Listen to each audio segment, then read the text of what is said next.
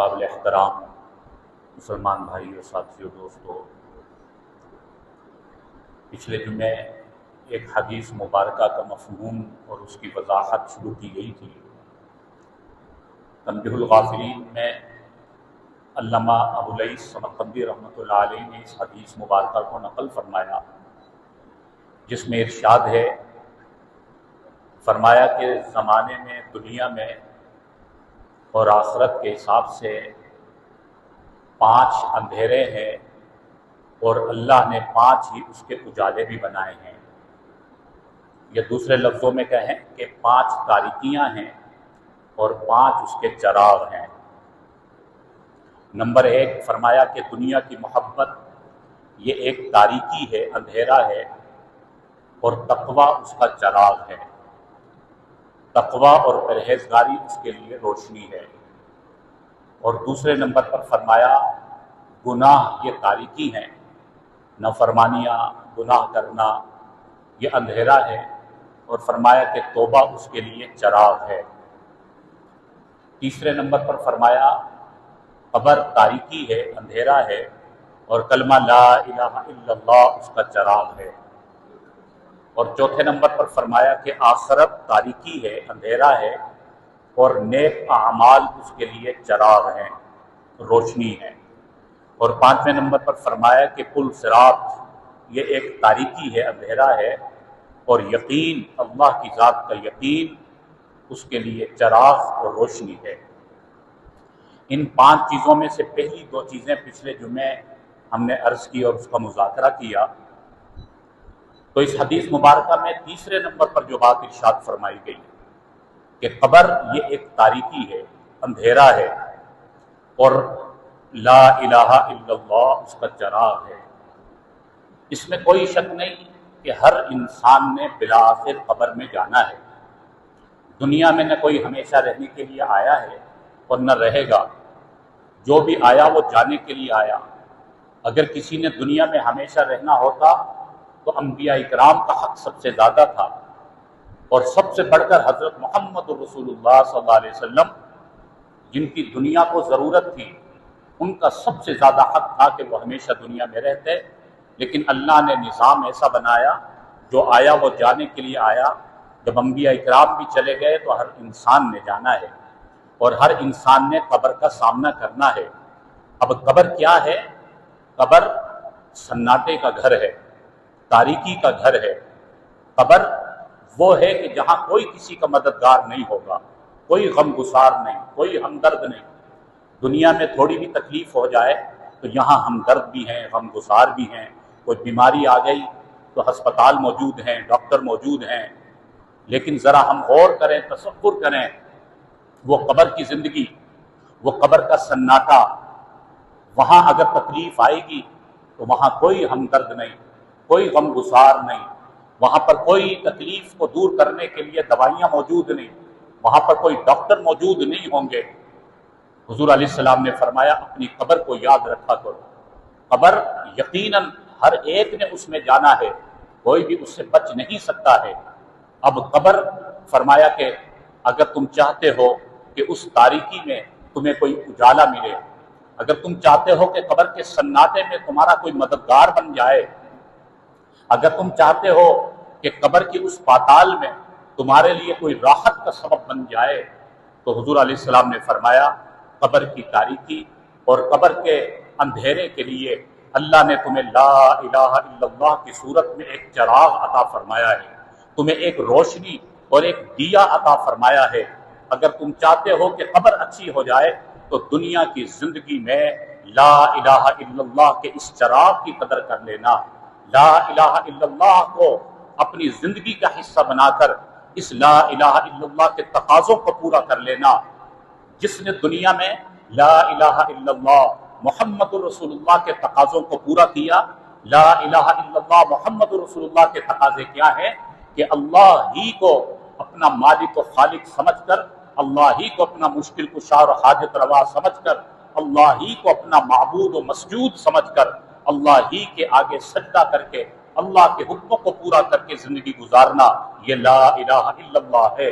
اور محمد الرسول اللہ کا تقاضا کیا ہے کہ کہ ہمارے نبی اکرم صلی اللہ علیہ وسلم جس شریعت کو لے کر آئے، جس دین کو لے کر آئے، اور جس دین کو ہم تک پہنچانے کے لیے ہمارے نبی صلی اللہ علیہ وسلم نے ہر قسم کے ظلم اور جبر کو برداشت کیا، کتنی تکلیفوں کو برداشت کیا کہ یہ دین آنے والی نسلوں تک پہنچ جائے، اور ہم تک یہ دین پہنچایا۔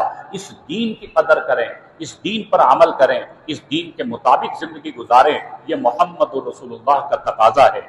فرمایا کہ جب ہم لا الہ الا اللہ کے تقاضوں کے مطابق زندگی گزار کر جائیں گے تو حدیث میں آتا ہے جب قبر میں ہمیں سلا دیا جائے گا، عزیز و اقارب رشتہ دار سب واپس چلے جائیں گے، اور اکیلا انسان ہوگا، قبر کی تنہائی ہوگی، اور وہ قبر میں منو مٹی کے نیچے دفن ہو چکا ہوگا۔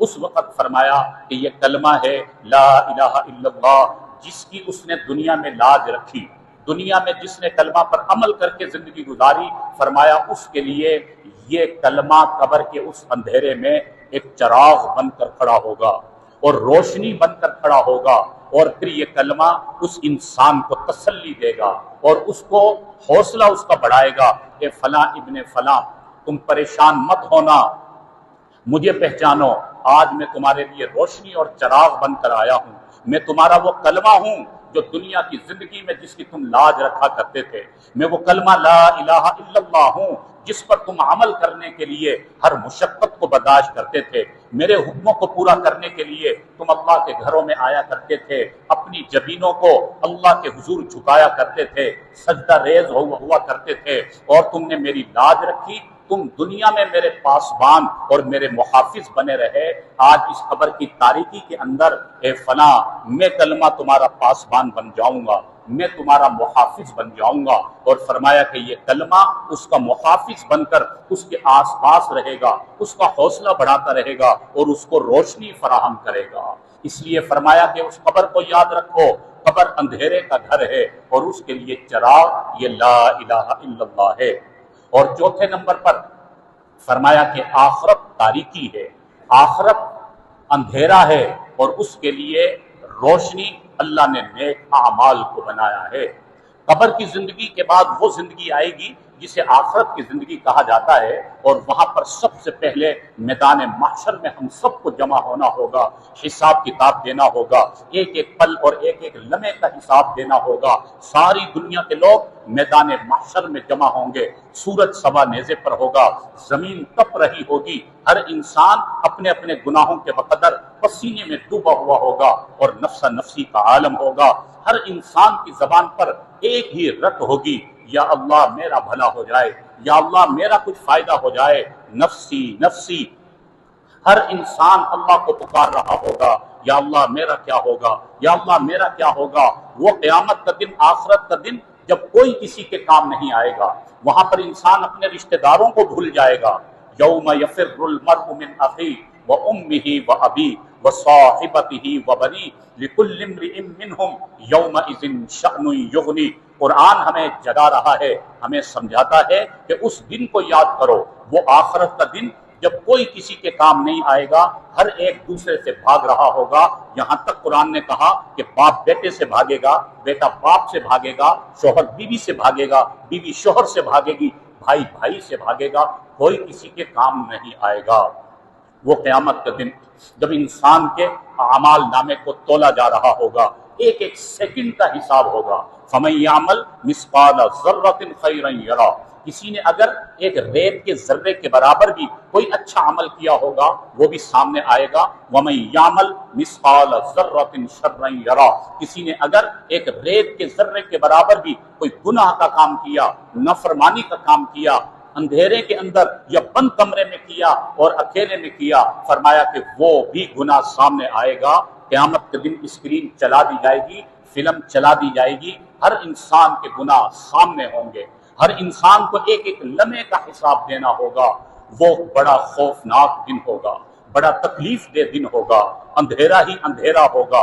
فرمایا کہ وہ قیامت کا دن، وہ آخرت جو اندھیرا، اس کے لیے اگر روشنی تمہیں چاہیے، تمہیں چراغ چاہیے، تو ہمارے نبی صلی اللہ علیہ وسلم نے فرمایا وہ نیک اعمال تمہارے لیے چراغ بنیں گے۔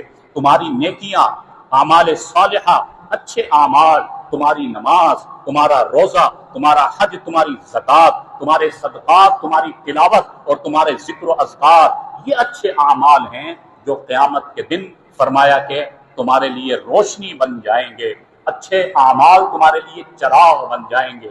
मेरे भाइयों, ये दुनिया की जिंदगी अल्लाह ने हमें इसीलिए अता फरमाई है कि उस क़यामत के दिन के अंधेरे के लिए यहाँ पर कुछ रोशनी अपने लिए जमा कर लें, उसका बंदोबस्त कर लें। अंबिया इकराम ने समझाया, कुरान पाक में समझाया गया, फिर उलमा इकराम के जरिए बताया जा रहा है कि उस क़यामत के दिन को याद रखो और उस दिन के लिए अच्छे आमाल करो।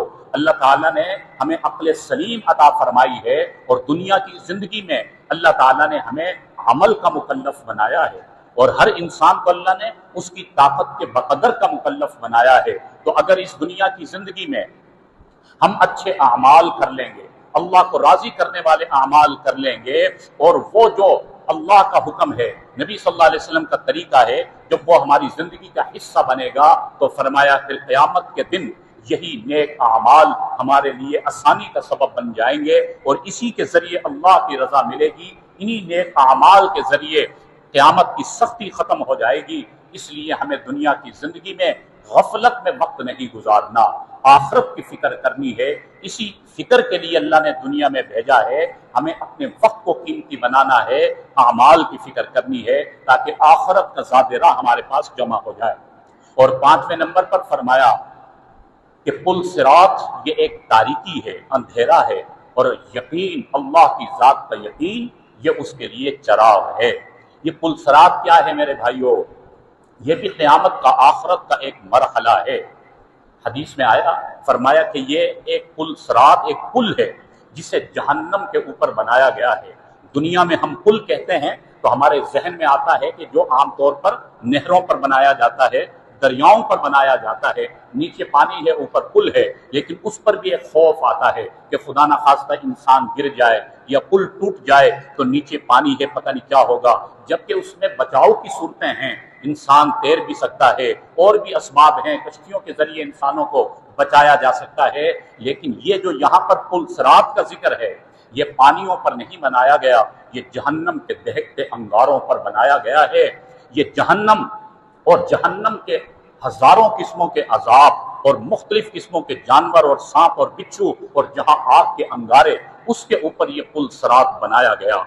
और ये कैसा पुल है? हदीस में आया, ये तलवार की नोक से ज्यादा तेज है और बाल से ज्यादा बारीक है। इस कदर खतरनाक ये पुल है। और कुरान में अल्लाह ने फरमाया, व इन मिनकुम इल्ला वारिदुहा काना अला रब्बिका हतमम मक़ज़िय्या। ये कुरान का अटल फैसला है, ये अल्लाह का कानून है कि हर इंसान ने उस पुल सिरात पर से गुजर कर जाना है। ऐसा नहीं है कि मुताबादिल कोई और रास्ता इंसान इख्तियार कर सकेगा। फरमाया कि इस पुल सिरात पर से गुजरना हर इंसान के लिए लाजमी होगा। और फरमाया जिनके पास नेक आमाल होंगे वो इस पुल पर सिरात पर से आसानी से गुजर जाएंगे, और जिनके पास नेक आमाल नहीं होंगे, अल्लाह सबकी हिफाजत फरमाए, वो वहां से कट कर नीचे जहन्नम में गिर जाएंगे। तो फरमाया कि उस पुल सिरात की फिक्र करो। ये पुल सिरात एक अंधेरा है और यकीन उसका चराग है, यानी अल्लाह की जात का यकीन कि सब कुछ करने वाली जात अल्लाह की है। हमें अल्लाह के जात से ताल्लुक को मजबूत करना है, अपने अल्लाह से मोहब्बत को मजबूत करना है। अल्लाह से ताल्लुक को जब मजबूत किया जाएगा तो आमाल का शौक पैदा होगा। तो यही यकीन है जो उस पुल सिरात पर हमारी मदद करेगा। तो हदीस की रूह से फरमाया कि ये 5 अंधेरे और 5 ही अल्लाह ने उसके लिए चराग बनाए हैं। तो हमें इस दुनिया की जिंदगी में अपने लिए उन 5 रोशनियों का बंदोबस्त करना है, 5 चराग का बंदोबस्त करना है, और वो सब हमारे अपने इख्तियार में है। अल्लाह रब्बुल आलमीन हम सबको अमल की तौफीक नसीब फरमाए। व आखिर